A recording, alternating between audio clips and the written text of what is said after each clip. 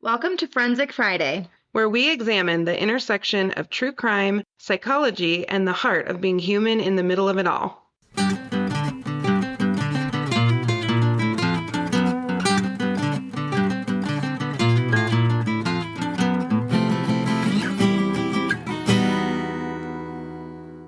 All right. So, Janine, we're doing today's episode on Armie Hammer. Armie Hammer! And I have not researched this. Good. At all. Insane. So last night I was finishing up some stuff on it, and Preston was like, "What's the episode that you're working on?" And I was like, "Oh, Armie Hammer." And he was like, "What? Why Armie Hammer?" And I was like, "Because he's insane." Oh yeah, there's a lot there. So much. And he was like, "Oh no, I liked him." And I was like, Well, when we're done skewering him. Yes. So anyway, I thought that was funny because I was like, his stuff kind of went underground, and it wasn't really like, it kind of exploded, but it didn't really to everybody. Okay, here's what I know. I'll just tell you what I know, which is almost nothing. Okay. He sent a bunch of real crazy text messages. Mm-hmm. He likes some weird sex stuff and may or may not be a cannibal. Yes. Beautiful. That's all I have. Episode is done. Good. Thanks for joining us. This is the mini. But what you told me is there is just like a depth to this that you didn't expect into this. So I'm super excited. Y'all hang in there with me because there's so much. It goes so far beyond Armie Hammer. It's like he's actually the least interesting out of all of this. That's incredible. I know. It's insane. So I wanted to ask you, when was the first time you heard of Armie Hammer? Maybe I'd seen some stuff he was in. Mm-hmm. I don't think I really knew who he was by name until all the stuff broke about the texts and stuff he was sending his partners.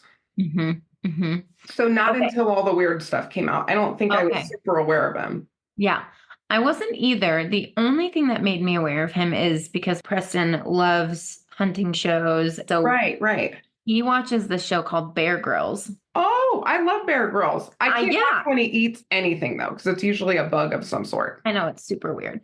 And Armie Hammer was featured on that show. Oh. So that's how I actually first heard of Armie Hammer, was on Bear Grylls. So he was on the show where, like, they go with Bear and survive for 24, 48 hours, something like that? Yep. Okay. Yeah, and he did all this crazy stuff. And I was like, oh, and here's the thing about Armie Hammer is he's very attractive. That's part of his charm. Well, that's unfortunate. I know. I feel like people's outsides should match their insides. That would be so good for us. When is that a thing? But wouldn't that be great, though? Like the Ted Bundys of the world. If Ted Bundy looked on the outside like how he is on the inside, nobody'd ever date him at all. Ever. He'd get in his car. Nobody'd help him with anything. They'd be terrified of him. As they should be. Yes, he would be like Edward Scissorhands or something. Edward Scissorhands. Girlfriend.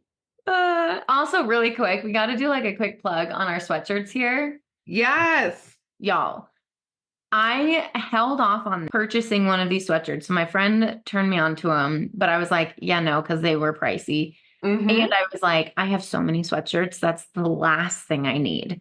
All we have are cups and sweatshirts. I know, literally coffee cups and sweatshirts. So I was like, the last thing I need is one of these. And then I had been eyeing this set. So I have the sweatshirt, the shorts, and the sweats. Same. And I was like, I'm just going to full send. And I did the thing, and I don't look back, and I don't regret my choices.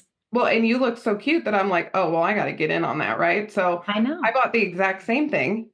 Yes. So we're matching to a T. And, Comfort doesn't sponsor us yet, but they support mental health. Yes. So these sweatshirts are like weirdly light, like they're light, but they're heavy. Yes. So you don't get I don't get overly hot in this thing, but it's still it feels like a hug. It feels like a hug. It's like not a super heavy, like a thick material. Right. But it's a little bit weighted, I think, is kind of their thing, but it's amazing. So yes, we are so cozy and comfy and ready to start. Yes. And we are mental health, obviously, providers. And so we love supporting other mental health supporters. And Comfort is one of the ones that we love. All right. So back to Armie Hammer. Whew. Here we go. So Armie Hammer is an actor. Yes. Right. Even though I can't think of what he's been in. Well, I'm going to tell you, I haven't seen anything. Because I feel like I've probably seen him a million times and I just don't remember. I didn't place who it was. I didn't know anything that he was in as I was doing my research. Oh, well, then I wouldn't, because we like the same stuff. Yeah. Okay. So he started acting really in 2008, where he was the leading role, Billy Graham, in the 2008 film Billy, the Early Years. Have no clue what that is. I'm going to be honest. He played Billy Graham? The evangelist? I guess. Oh, that's why. Okay. I don't know what this is. So you share what is that? Do you not know who Billy Graham is? No. If it's the same Billy Graham I'm thinking of, and assuming I have the right person, which is a big assumption when I'm talking about people, he's one of the biggest evangelists of all time. Kind of a televangelist, but also did a bunch of big events and stadiums and all this kind of stuff. Yeah. Well, he was Billy Graham in Billy, the Early Years. He became more known for his double role portraying twin Cameron and Tyler Winklevoss. Okay. So some twins who were famous. Okay. He played a double role playing them in David Fincher's biographical drama film, The Social Network. Have you heard of The Social Network? Yes. That was the one about Zuckerberg. Okay. Well, he plays the twins. I don't remember that, though. Okay. I don't remember the twins. I don't either. Again, I remember Justin Timberlake, who was Yes. That's literally it. Yeah. And I could be getting this wrong. So y'all, if I am, I'm sorry. Give me grace because I didn't watch any of this. No. So anyway, there's been a few things he's been in. He was in Gossip Girl. I don't remember him in Gossip Girl. I watched Gossip Girl back in college. So I don't remember him from that either. Yeah, I think he was just in an episode or two. Okay. And then I believe he got fired. I don't know why, because that was speculation. Did he try to eat someone? Probably. Yummy. Blake Lively, yummy. You're off the series. They made him get hit by a bus. They wrote him. Yeah, Blake Lively was like, he tried to eat my rib and I'm really uncomfortable. Ew. Also, quick shout out to Blake Lively. I love her so much. And I love her too. I'm obsessed with both of them. I know, absolutely. So anyway, he probably freaked her out and everyone loves her. And they were like, yeah, we got to get rid of him. Yep. So 2021 was when many women started to come forward with allegations of him sexually and physically abusing them. The crappy thing is, so this is a quick overview, and then we're going to dive into some crazy stuff. Okay. The authorities did not pursue any criminal charges against him, as they said they had insufficient evidence. That's annoying. No bite marks? No documented bite marks? Yes. I mean, there were bite marks, but it's hard to prove that it wasn't consensual. Oh, man. I know. So he had no feelings about that. I know. I knew you would. It's super annoying. Here's the thing, though. Armie did not have a typical childhood at all. Some crazy stuff. And it's all men. All men. There's actually very little anything on the women except for one, which is Casey Hammer. So Casey Hammer is his aunt, and she actually writes a book on her experience of growing up in the Hammer family. Oh, wow. Yes. I listened to some of it. Okay. Because it's really intense, and I'm not trying to minimize anything. It's the same story over and over and over again. So it happened all the time. So when you say there isn't a lot on the women, it's just the fact that the men's storylines have taken precedent over the women, or are they all divorced and now it's just all men in the family kind of? Both a little? Both? Yeah. I'm pretty sure Armie's dad and mom are still married, and that's a whole thing. Yeah. Armie is not married. He divorced his wife. Yeah, there's a whole thing. So women are disposable to the Hammer family. Women do not matter. Great. Yeah. I like them already. Yeah, you're going to love this. Okay, so this starts all the way back. And y'all, again, there's so much here, so bear with me. This goes all the way back to this man named Julius Hammer. who is Armie Hammer's great-great-grandfather. Holy cow. I know, Janine, I know more about his genogram than mine. That's incredible. So you are now a historian when it comes to Armie Hammer. Armie Hammer. I'm going to be honest. After I did all this research, I was like, I don't care about Armie Hammer this much. No, absolutely not. But I can't unlearn what I know. So here we are. I'm in a mess of my own making. Yes. So Armie's great-great-grandfather, Julius, was a Russian doctor and an immigrant. So he is actually a leader and a founder of the Communist Party in the U.S. So he comes over here from Russia as an immigrant doctor and helps to create the Communist Party. I dislike him already. I know, it's a whole thing. And that was, some of my information is coming from 2 sources. Okay. The Vanity Fair expose. Okay. And then this documentary, y'all go watch the documentary because there's so much more in there than what I'm going to share because I had to pick, you know? I know, I get it. I had to pick some of it. So go watch it. Okay. So comes over here, brings communism with him. So in 1919, he reportedly was charged with manslaughter after the death of a woman he performed an abortion on. Yeah. Okay. So in summation, y'all, he was an active politician, founder of the American Communist Party. His son, Armie Hammer, was born after the symbol. After what? After the symbol of the Communist Party in Russia, the arm and the hammer. Okay, wait a minute. So we have Russian dude comes to named Julius, marries a Russian woman and has a son named Armand. Yes, the arm and the hammer. After the communist symbol. Yes, the Russian communist symbol. He needed to stay in Russia. I know. Like, why did you come over here and do all this? Oh. I know. The Russians used the Hammer family through Julius to channel money into New York to fund the Communist Party, to steal technology and trade secrets from the U.S.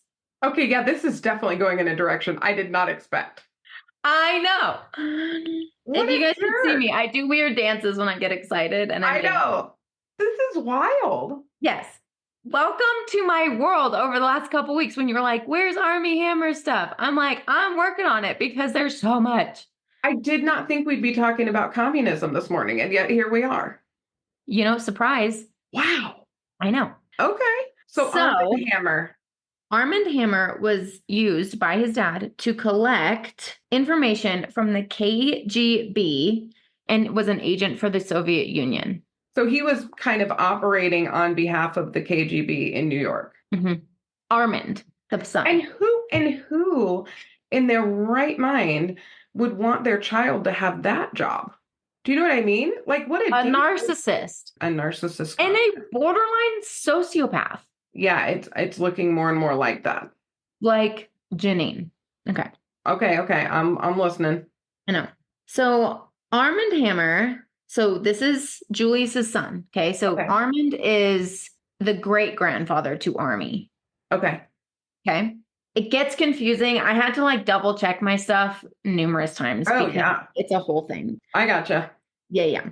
Okay. So Armie Hammer goes to Moscow to basically take over what his father built there. Okay. So now he's going back to Russia? Yeah. So Julius comes to the U.S., trains up his son to espionage, etc. With the KGB, and then Armand goes back to Russia. Yes. Okay. And then was laundering money, and he was a carrier for funds that were channeled to the Soviets in the U.S. Well, that tracks. Yeah. Behind the Hammer fortune, there was so many crimes. So many crimes. So many crimes. Okay. Oh, no. Armand left that work, and he wanted to bury his past.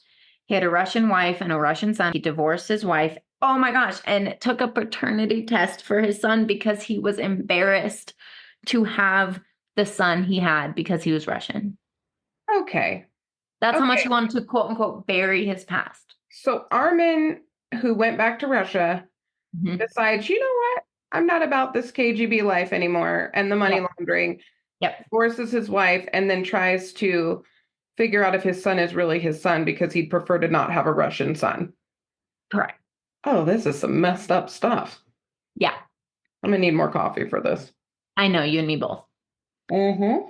Okay, so Julius, great-great-grandfather. Okay. A really fascinating grade A butthead. And Armin can't decide, am I Russian? Am I not Russian? So he's having his little issue. Yeah, he's like having an identity crisis. Fair. Okay. So Armie Hammer comes back to the US. Comes back to the US. Okay. Yes. I think I hate Armand more than Julius. Oh gosh. Yeah. Well, I mean, he is kind of a sleazeball. Like he's doing all kinds of different things. And then he's like, oh, just kidding.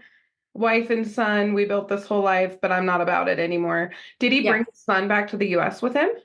Yes, because it's his son. Of course it was. He knew that paternity test was true. You are the father. Like, I don't know. Lots of attachment issues here, my friend. Clearly. All the attachment issues. Even Eminem would be like, whoa. Eminem is like, I have the golden family compared to Armie. Like, whoa, they are a mess. Oh my gosh. Okay. That was funny. So Armie Hammer, and again, I'm going to be a little bit all over here because I'm going to read some of my notes. So he's the chairman and CEO of Occidental Petroleum. Oh, so he's going to make some big money. Big money. But, it makes me so mad of how he got there. Okay. Julius, grade A butthead. Armand, grade A asshole. Oh, wow. So we are escalating. Yes. In terms of insanity and buttheadness. And different type of insanity. Different type. Okay. So big money. I mean, it's a, $16 billion company. That's insane. I know. I'm like, also, I just got mad because I made a connection. Okay, so you go to Russia, you do all the shady Russian shit, right? And then you come back to the US and benefit from capitalism. Yes. Wow. Wow. Okay. Janine. Anyway, I was going to say something, but it's not worth it. So, so he was a big deal. He was well in with the royal family, knew like all the frickin' presidents, was quote unquote close friends with Al Gore Sr., attended many presidential inaugurations for Franklin Roosevelt, Ronald Reagan, George H.W. Bush, had all the power. In the documentary, so the documentary I watched way too many times, is called House of Hammer. Oh yeah, I'm going to watch that this afternoon. Armand is described by journalist Neil Linden, which we don't always love the name Linden, but here we are. I think we're just like traumatized a little. Linden is ruined for me forever. I know, but this guy's okay. So Neil Linden as the most satanic man of the second half of the 20th century. Satanic like worship Satan or satanic like we don't like him, he's bad? Like he's bad and evil. Okay, got it. Mm-hmm. He went on saying, in terms of corrupting the political process, in terms of controlling people and making them dance his tune, there is no comparison. Armie Hammer was the embodiment of sin because he was the embodiment of ruthless ego. Oh, wow. Well, he didn't hold his tongue at all about that guy. He's like, here it is. I hate him. Yeah. I mean, so like I said, the crazy it was different. It was different. Yeah. It was different. So very controlling. It was noted that he was trying to win the Nobel Peace Prize so he could have his name everywhere, but also his name kind of is everywhere in California. Okay. So there's like the Hammer Museum, all the things. So when he came back to the US, he landed in California. Okay. So when he came back from Russia, he kind of settled out there. Yes. Probably because of all the Hollywood things that were happening out there. Yeah. Okay. Okay. So then this other journalist His name's Edward Epstein. I don't know what's with all these names. Yeah. Also Epstein. I know. We got to That's do an not episode great. on Epstein. Oh my gosh. Oh, we're 100% doing that. Yeah, we are like in it for life. We, Anyway, we have 1,000 episodes that we need to do. I know. More than that. And it's just going to keep coming because Well, people, every week we end up reprioritizing because something happens in the media. I know. Okay, so this guy Edward Epstein in 1980, he was with the New York Times, asked if he could write a profile on Armand. He traveled often with Armand and got to know him pretty well. He said, "What intrigued me was his public persona was purposely divorced from his private activities." Well, duh. Right. You know what I mean? Of course, how he is in private is going to be different from how he is in public. Right. I mean, you can't, just like you said about if the insides matched the outside, Oh, yeah. we wouldn't be having this conversation. Nope. He had 3 marriages. So Armand also married a Russian woman. Second one was with Angela. And he said she was an alcoholic. And after 10 years of putting up with her, I divorced her. Wow. Again, this is him. I'm quoting him. She was an alcoholic. And after 10 years of quote unquote putting up with her, like, I can't even. This is when I say F right off. Yes, yes, yes, yes. Well, we hear this from time to time. Somebody will come in super disgruntled, not fun to be with, and be like, I put up with my wife forever. And I'm like, have you met you? Right. Have you met you? You're a lot. Maybe she That's was what I putting up was with you too. Maybe that's why she drinks. That's Janine. I said this to my screen. I know. I said this to the screen. I was like, bro, if I would be, that would be me. 100%. I would drink and be depressed and all the things. Yes. So she said in her testimony that he would threaten her often and beat her brains out. I mean, obviously she was still alive, so he didn't like actually do that, but he would beat the crap out of her. Oh my gosh. She stated she feared him. And then okay. Then he married his last marriage, which he, I think, stayed with until he died. And she was his sugar mama. Oh. So third wife had money. Yes. Oh. How do you think he got his billion-dollar business? So women were just a means to him. Yeah. Yep. They had purpose to serve, and that was it. His last wife, her name was Frances, came from a lot of money, and he married her for her money. And she gave him money to go into the oil business. And it was $100,000. And, back then that was a lot. She gave him $100,000 to basically gamble and say, hey, let's see if this goes anywhere with the petroleum. Yeah. So she funded the Occidental Petroleum. It grew whole 9 yards. It was funny. I read and watched people say he never had, they said it in a weird way. They said he never really had a ton of mistresses, but he did. So he had this one mistress. Get this. You're going to love this. Oh, no. Well, let me actually back that up. Sorry. He did have mistresses, but they said in the documentary, they phrased it weird. They said something like, he never really wanted to have more than one wife or whatever, but he had a ton of mistresses. I don't know why that was a thing in there, but it was a thing. Well, it could be that he wanted to present like a good human with a stable marriage, but he wasn't willing to actually do that. Yes. So they were always younger, so he could control them. He had a mistress, get this, who had 2 names. Two distinct names, or name and a nickname? No. 2 names. So Martha Kaufman and Hillary Gibson. Okay, hold on. I know, it's weird. Oh, no. Martha Kaufman and Hillary Gibson. When the wife, Frances, found out about Martha, she said, you have to get rid of her. Obviously, right? Get rid of your mistress. Stop cheating on me. You sack of shit. Anyway. Exactly. No, we're done here. We're done. Get rid of the mistress. Yes. I'm literally paying for your life for you to be wealthy. Get rid of the woman you're cheating. Absolutely. So instead of getting rid of her, he had her change her name and wear a white wig. and told his wife that she was a different woman, and she believed him. Can we talk about ultimate gaslighting? Okay. Martha, that's a different woman. What are you talking about? Okay, I know that like being a mistress is a whole thing. I've counseled people who are in that role, right? Yes. Here's the thing. What woman is already the other woman, which there's not a lot of perks, to be frank, even with a rich guy. You're at the mercy of his schedule, his this, his that. Literally. Now you're going to literally change your name, wear a wig. And how did the wife even know who she was? I bet he introduced her. This is whatever second name is. Yeah. Hillary. Hillary. This is my friend Hillary. And the wife bought it? Well, the wife was like, that looks like the same woman. And he was like, it's not. He wouldn't have survived me, this guy.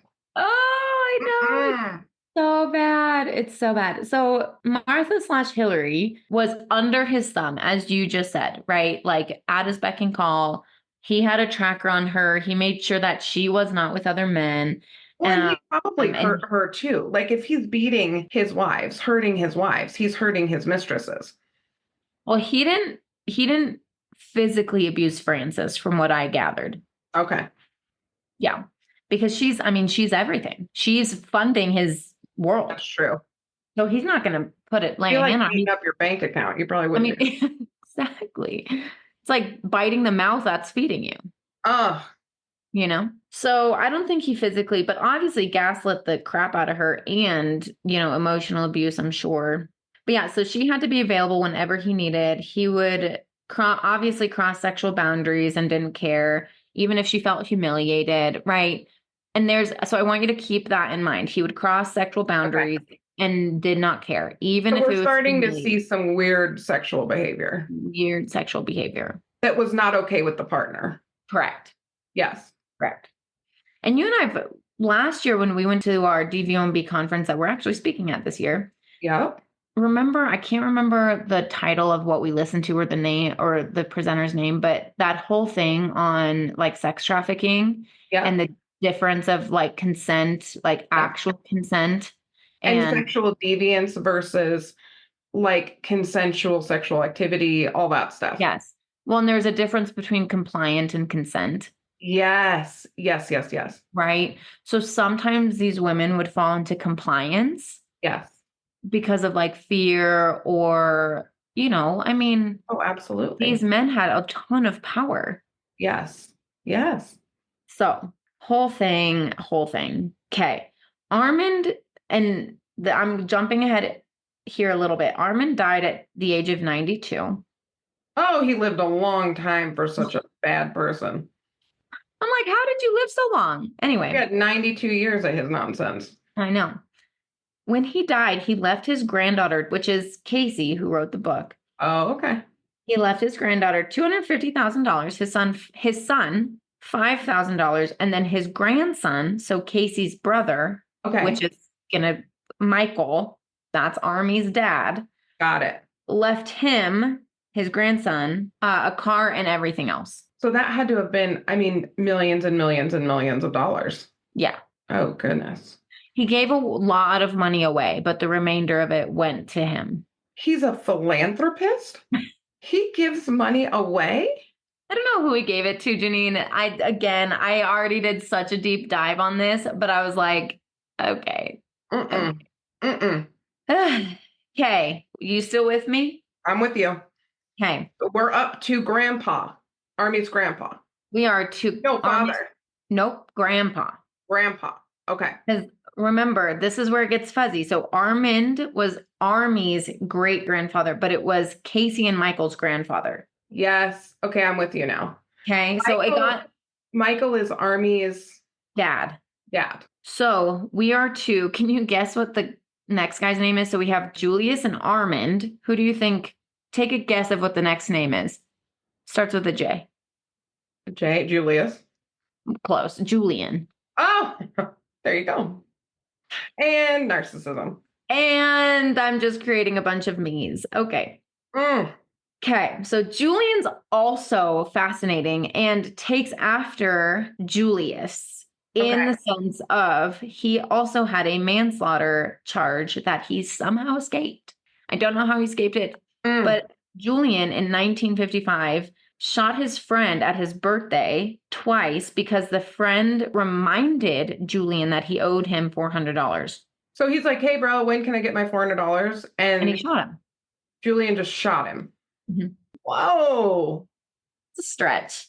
I feel like there's like an ice cream scoop size hole in all of their brains in the exact same place. Yes, absolutely. You know what I mean? There's something genetic happening here. Mm-hmm, mm-hmm. Yep. Also, we're going to continue to follow this weird family pattern where they use their sons to like do their dirty work. So then Armand also, so this is Armand's son, Julian. Okay. Armand also had Julian work for him and record people basically to blackmail them. Yeah. So was it kind of like entrapment? Like he would set up scenarios, get dirt on somebody, and then extort them for money, essentially? Yep. Wow. Yeah. Like basically put recorders in books, like cut out pages in books and put a recorder and then record people. How did they have any friends? I don't know. You know, because like word gets out. Maybe they just had new friends all the time because some people didn't. No, because they were like always around powerful people like presidents and the royal family and all of that. And so what's crazy to me is like my brain goes to the corruption of that world.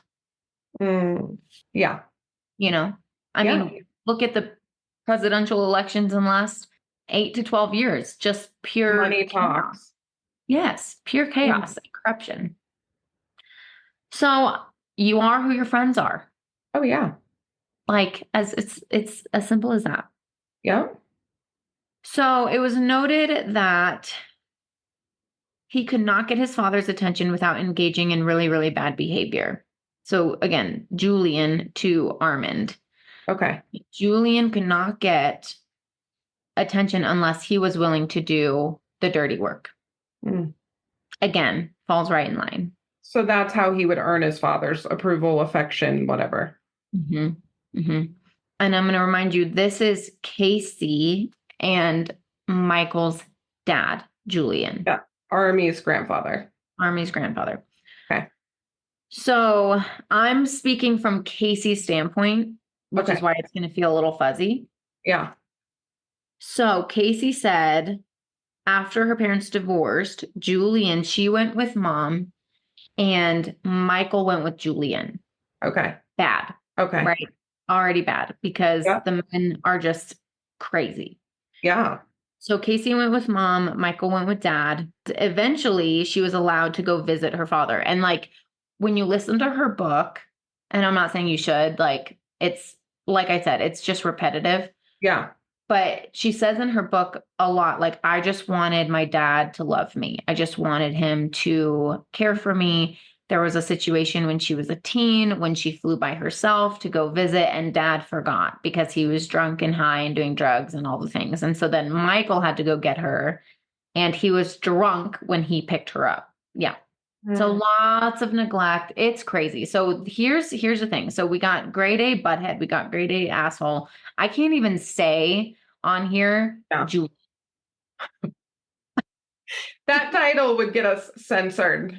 No? Yes. Or we would at least have to put explicit. Yes. Yeah. I mean, we already might have to. I don't know. Yeah, we'll see. We're just getting started still. Yes. So I won't even say his title in my brain. Yes, fair enough. Because it's bad. They got divorced. Julian would just have party after party after party. And he would have these young women, underage women, some of them, as these quote unquote housekeepers. Oh my gosh. Housekeepers. Do you think they cleaned his house? I mean, maybe, but that's not why they were there. They were doing other stuff. One of Casey's friends said you would walk in and there was a massive like bowl. And this is my brain. I'm imagining like this crystal bowl. Yeah. Of cocaine. Just that for anyone. Just help yourself. It's like the mint bowl in my office, but cocaine. Yes. It's like the mint / chocolate bowl in your office where we all literally will break into your office to get a piece of chocolate. 100%, which is fine with me.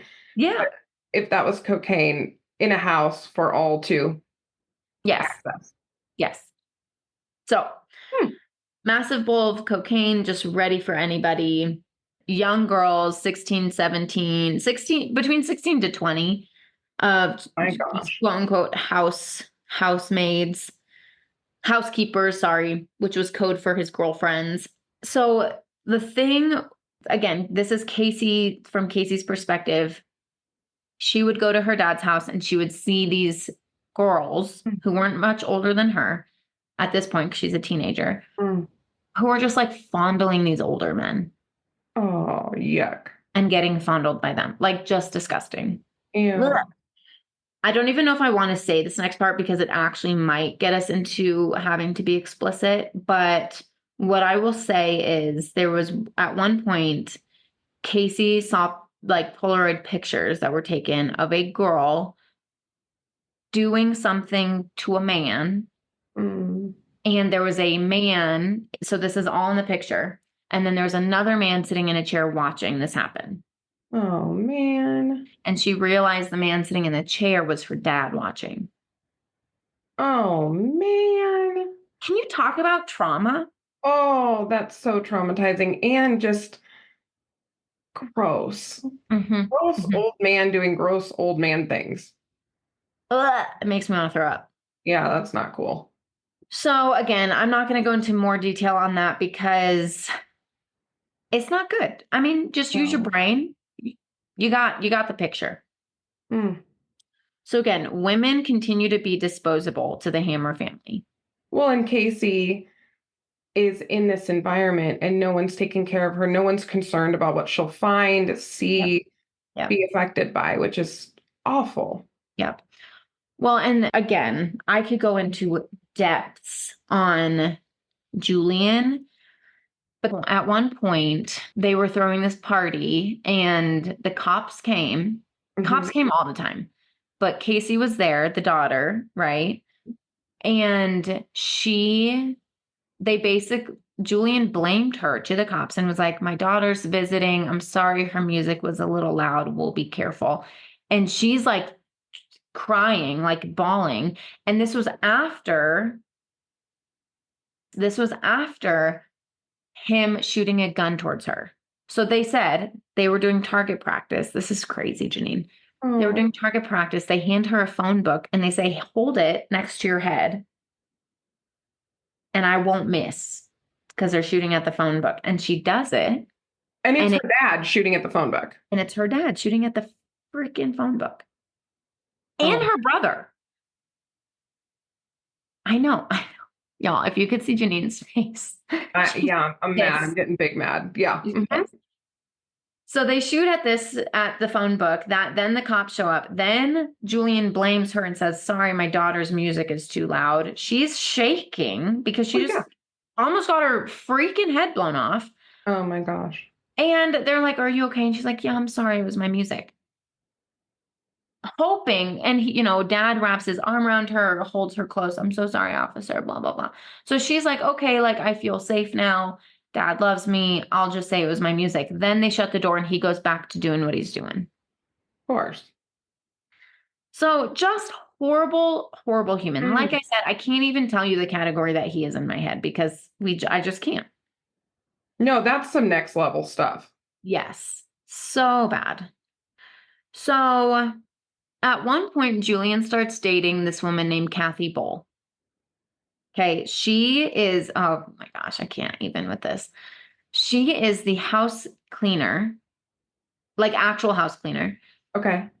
She just had a son with her husband, and she's needing a job, and he's needing someone to actually come clean his house because these young girls aren't obviously doing it. They're busy. They're busy. I know. Oh, man. So she goes and starts cleaning his house. Well, y'all, I'm going to just jump to the end here. He eventually convinces her to leave her husband for him. So then one night, this is where it gets twisty. Okay. One night, she convinces him to take her out. So they're now dating. Okay. Okay. And it's official. We're Facebook official. They're out on the town. Yes. Okay. She left her husband for him. So she convinces him to take her out. They go to this bar and he starts flirting with other men.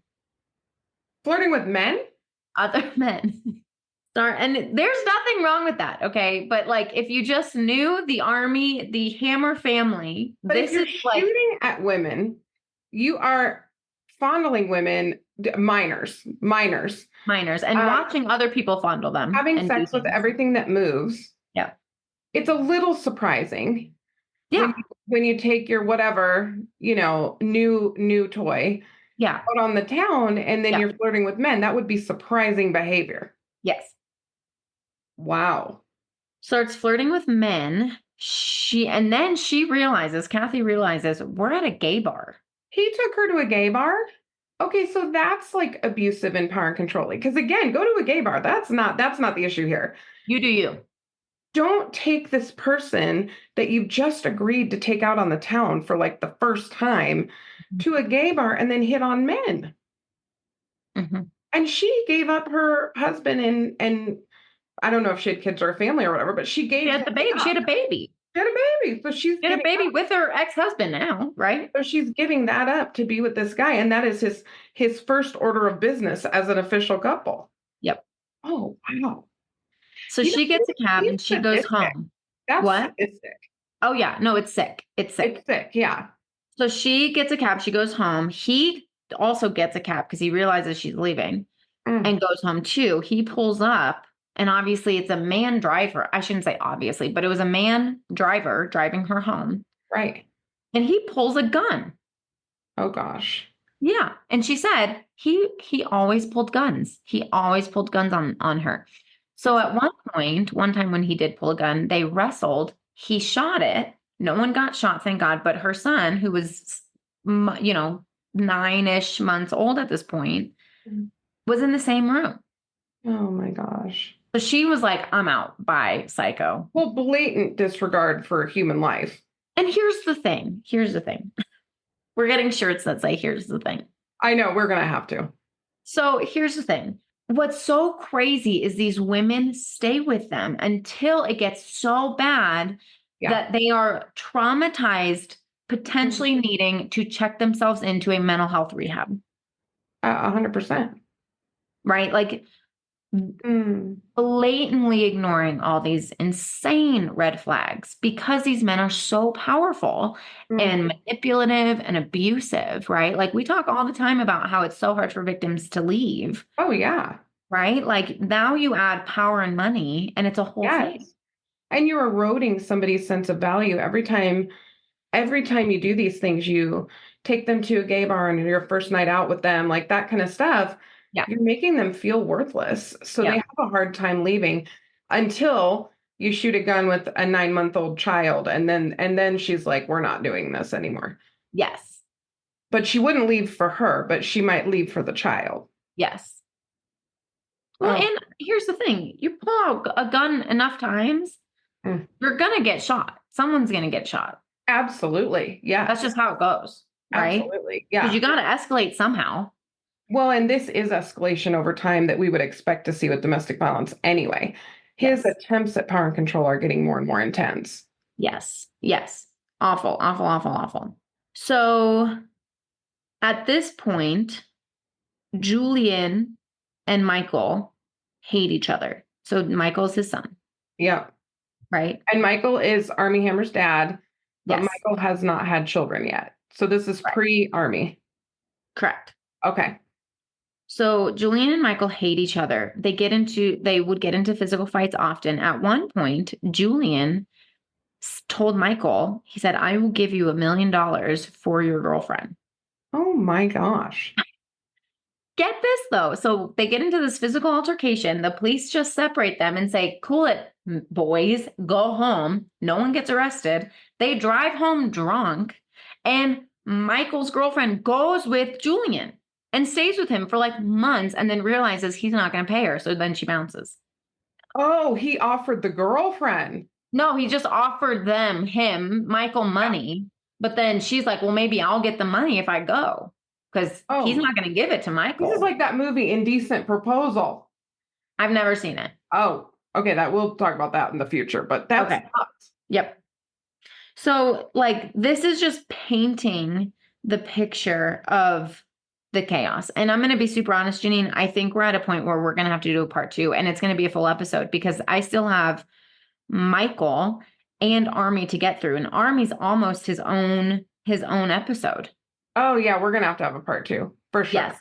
So my friends, this is the history of Armie Hammer, right? Like this is his family. This is his genogram, if you will. His family tree on fire. Yes, the skeletons of his family tree. Oh my gosh. Yes. So we've gotten through great-great-grandfather, great-grandfather, and grandfather at this point. Oh my gosh. And so coming in part 2 will be father.